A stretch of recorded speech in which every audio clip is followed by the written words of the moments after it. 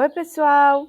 Vamos falar agora um pouquinho sobre os princípios do controle microbiano. O que a gente tem que entender antes de a gente passar a entender mais a fundo sobre outros processos de controle de micro-organismos, seja esse controle físico ou químico? Então, vamos lá. Por que controlar micro-organismos é importante? E como nós controlamos esses micro-organismos no nosso dia a dia? Então, controlar micro-organismos é muito importante para que a gente consiga viver uma vida saudável em equilíbrio com os micro-organismos que habitam o nosso corpo e que estão fora dele. Como é que a gente pode controlar esses micro-organismos durante o dia? Escovando os dentes, tomando banho, fervendo uma água, limpando o chão com sabão, com água sanitária. Então, tudo que a gente faz durante o dia, em termos de higiene, é para principalmente inibir o crescimento desses micro-organismos, que são inerentes ao nosso dia a dia. No ambiente hospitalar, não é diferente, porque nós precisamos estar controlando esses micro-organismos ao máximo, porque é nesse ambiente, os hospitais, onde a gente hospeda pessoas que estão fazendo tratamento, que estão mais suscetíveis e que muitas vezes trazem os micro-organismos que são na comunidade para dentro dos hospitais e podem até levar esses micro-organismos para fora do hospital para a comunidade.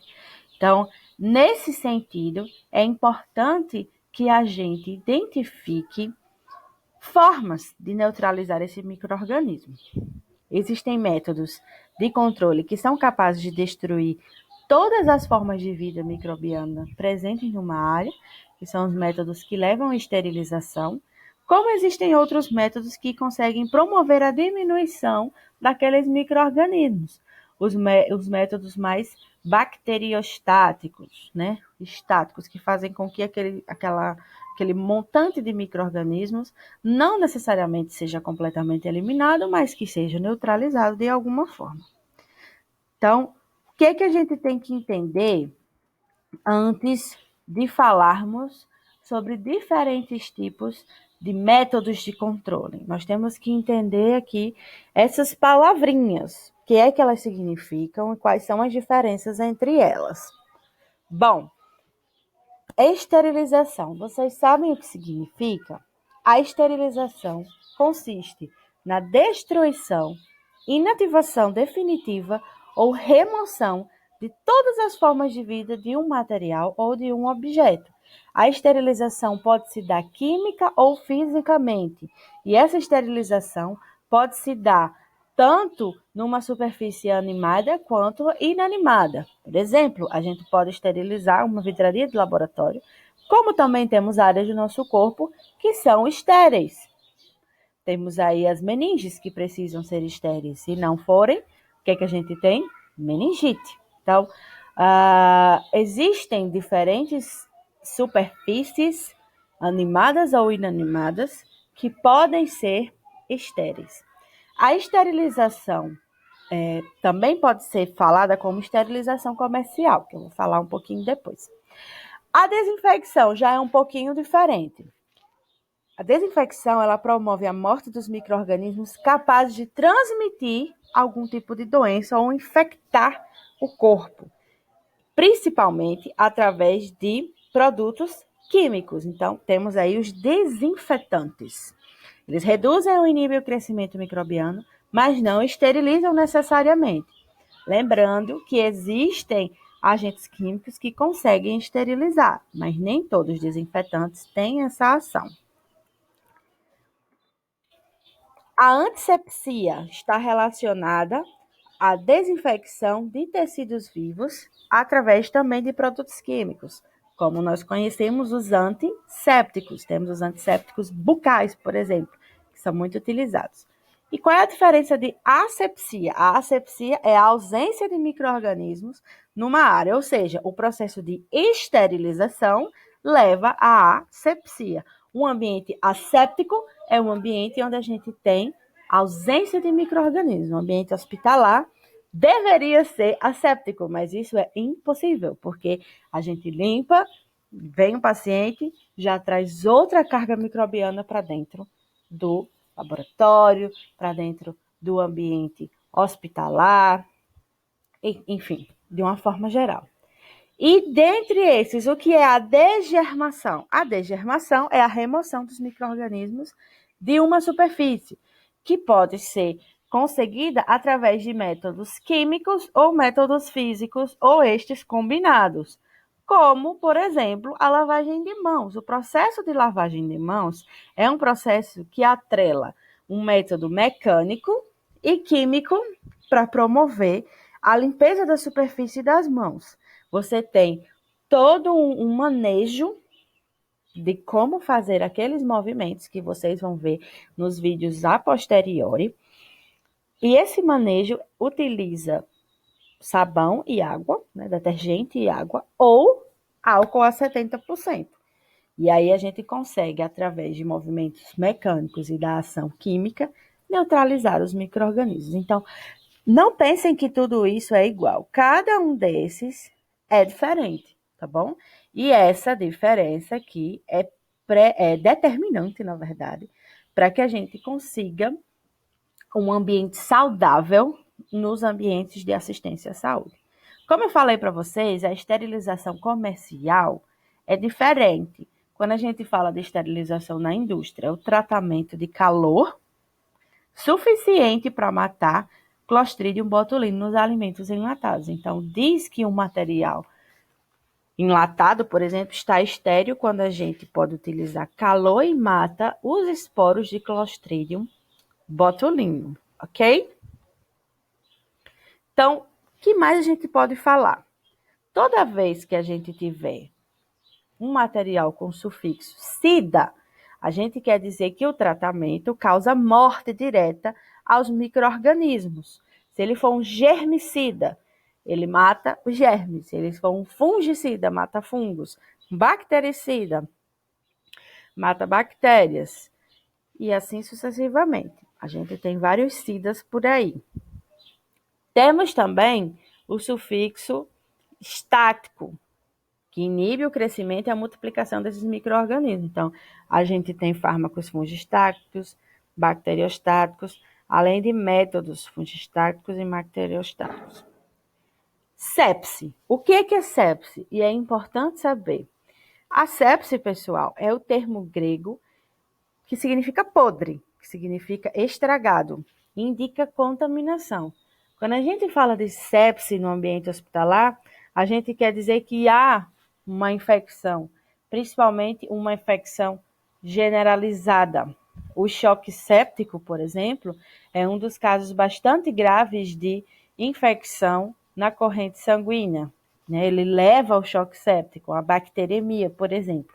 Então, é muito importante que a gente tenha uma conexão fina para entender que os princípios de controle microbiano, eles estão atrelados de uma forma muito peculiar e de uma forma muito íntima com o controle das infecções hospitalares ou em ambientes de assistência à saúde.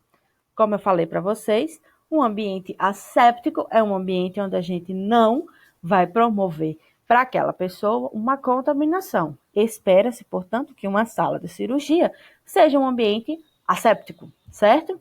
Então, é importante toda a equipe multiprofissional de saúde ter todos esses princípios de controle microbiano muito entendidos, porque a partir desses princípios a gente começa a entender toda uma cadeia de possibilidades de prevenção de doenças e de infecções nosocomiais, que são especiais e atreladas especialmente ali ao ambiente hospitalar, ok? Quando consideramos que a população microbiana está de fato morta, porque nós falamos aqui de asepsia, de morte dos micro-organismos, a gente quer que eles realmente sejam eliminados, né? Quando ocorre a perda de capacidade de reprodução desses micro-organismos, a gente já começa a dizer que a população microbiana ela foi neutralizada, certo? Como é que é feito isso? Através de mirar em alguns alvos específicos. A parede celular, a permeabilidade da membrana, os ácidos nucleicos e proteínas, porque esses são elementos vitais. Caso o micro-organismo tenha um ou mais desses elementos disfuncionais, a gente consegue fazer com que ou esse crescimento seja diminuído, estagnado, ou que de fato esses micro-organismos morram e até entrem em lise celular. Então, a parede celular ela é muito importante para a integridade dos micro-organismos, principalmente as bactérias, e existem antibióticos que inibem a formação da rede de peptidoglicanos que forma aí a parede celular, principalmente as penicilinas. Então, isso é muito importante para que a gente entenda, de fato, como é que ocorrem os processos de neutralização desses micro-organismos. Além disso, a permeabilidade da membrana é muito importante. Se houver um extravasamento da membrana, através da formação de um poro ou da disrupção dessa membrana de alguma forma, todos os produtos celulares que são importantes para a manutenção da vida da célula vão sair dali, né? Vão extravasar. E aí a gente vai perder a integridade da membrana, a integridade da célula. E como esses micro-organismos são geralmente em células únicas, né? São unicelulares, então a gente perde toda aí a ação desse micro-organismo no corpo ou naquela superfície. Os ácidos nucleicos e proteínas também são outros alvos.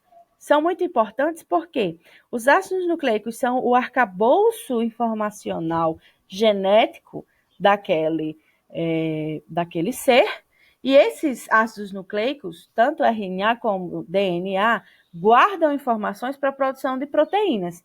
E as proteínas são fundamentais para a estrutura da célula e para funções metabólicas enzimáticas. Sem proteína não existe vida praticamente. Então, quando ocorre desnaturação das proteínas ou desnaturação dos ácidos nucleicos, quando ocorre mutação dos ácidos nucleicos, a gente tem a perda dessas propriedades, e aí a célula entra em morte da mesma forma. Isso pode se dar por agentes físicos, como também por agentes químicos, tá, pessoal? Os fatores que influenciam no controle microbiano, fora o que já foi comentado aqui anteriormente, é o tamanho da população que está ali, se tem pouco ou muito micro-organismo. Quanto mais micro-organismo, maior será o tempo necessário para a redução daquela população, ou mais forte precisará ser o agente, ou mais eficiente. A natureza da população, né? Se a gente tem micro-organismos que são capazes de formar esporos, então a gente precisa de um tratamento diferenciado porque esporos são estruturas de extrema resistência. As bactérias conseguem formar esporos.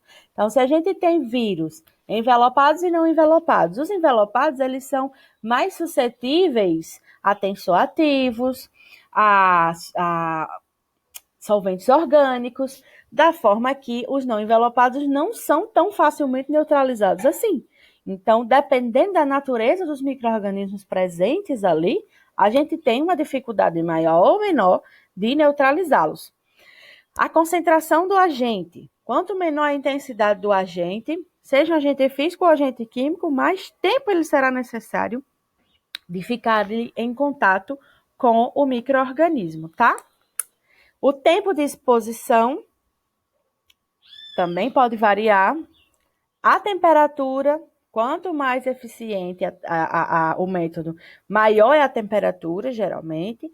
As menores temperaturas, elas necessitam de mais tempo. E as condições ambientais também podem influenciar, porque a presença de matéria orgânica dificulta, por exemplo, os processos físicos. Então, é preciso uma degermação, uma higienização prévia, para que a gente retire ali sujidades, fluidos e qualquer outra matéria que o micro-organismo possa estar utilizando para sua nutrição, crescimento e desenvolvimento, ok? E aqui são os principais métodos microbianos, métodos de controle microbiano físicos, tá, pessoal? A gente utiliza altas temperaturas, assim como baixas temperaturas. E dentro dessas altas temperaturas aqui, a gente vai ter calor seco, calor úmido, e dentro dessas classificações, a gente ainda vai ter métodos específicos. As baixas temperaturas, a gente tem principalmente a refrigeração e a utilização de congeladores. Temos aqui as radiações, que diferentes tipos de radiações têm diferentes ações. A filtração, que também é um método de controle físico que não utiliza calor, que é bem importante para moléculas que são termossensíveis. A dessecação, que vai aí retirar a água de determinadas moléculas e micro-organismos para preservar a sua vida útil, além de outros métodos, como a atmosfera modificada, retirada de oxigênio ou colocar algum gás que faça com que haja o controle microbiano e a conservação daquele alimento, além de pressão osmótica, utilizar tanto quantidades excessivas de sal ou de açúcar para que a gente iniba o crescimento do micro-organismo, tá bom? Então, aqui é um breve relato sobre as formas de calor, né, que a gente pode utilizar de altas temperaturas. Calor úmido, calor seco, e a gente tem as diferentes formas de métodos, né? Então, temos no calor úmido a fervura, a utilização de autoclave e a pasteurização, e o método seco, a estufa de esterilização, a flambagem e a incineração. Vocês querem entender um pouquinho sobre esses aspectos? Então, assistam o próximo vídeo, tá bom, pessoal? Eu agradeço muito. Então, quem tiver alguma dúvida, coloca aqui nos comentários embaixo, curte esse vídeo e compartilha com seus amigos. E assistam o próximo vídeo, que eu vou falar sobre todos os métodos relacionados a calor e também os métodos que não estão relacionados a calor, ok? Um grande beijo e até a próxima!